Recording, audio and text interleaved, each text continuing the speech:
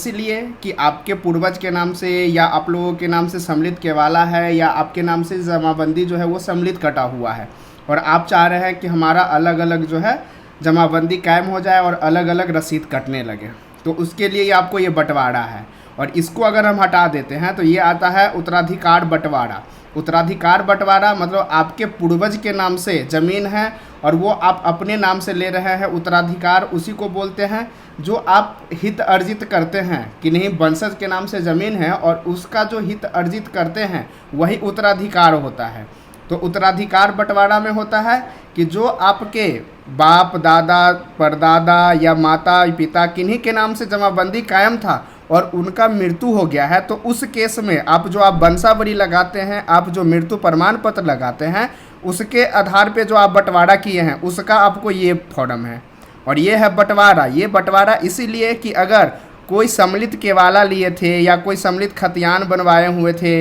या कोई आप रसीद जब कटाए थे वो सम्मिलित कटा हुआ था, उसको चाह रहे हैं कि हमारा अलग अलग हो जाए। जैसे बहुत सारा ऐसा केस होता है कि लोग जब केवाला लेते हैं तो उस समय मम्मी का भी नाम लिख देते हैं, पापा का भी लिख देते हैं, बेटा का भी लिखवा लेते हैं, और चाहते हैं कि नहीं अब हमारे नाम से अलग अलग जो है बंटवारा करके हम अलग अलग नाम से रसीद कटवा लें। तो उसके लिए आपको ये फॉर्म फिलअप करना है।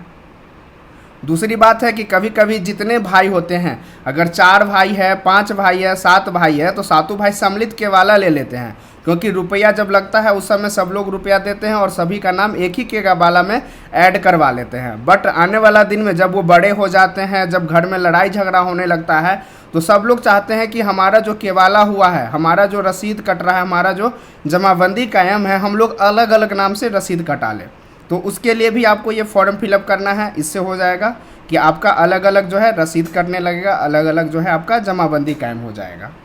तो इस फॉर्म में आप देख पा रहे हैं कि ये जो आपका बंटवारा है ये सबसे फर्स्ट पेज है। उसके बाद आपका है कि दाखिल खारिज हेतु प्रश्नगत भूमिका, ये आपका सेकेंड पेज हो जाता है। उसी प्रकार से आपका ये तीसरा है जिसमें शेड्यूल धारी का नाम रहेगा। उसके बाद है आपका ये अगला पेज हो जाता है, और ये जो है आपका लास्ट पेज हो जाता है। तो लास्ट पेज में तो आपका लिखना ही है, और उसके बाद ये देखना है कि शपथ पत्र, ये शपथ पत्र जो है लास्ट में आपको फिल करना है। तो ये चीज़ें हैं आपका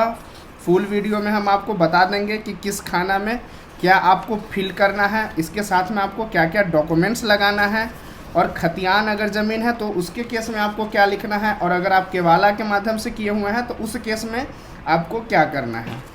सबसे पहले ये फॉर्म फिलअप करने से पहले आपको जो है बंटवारा, जो पंचनामा बंटवारा होता है, जो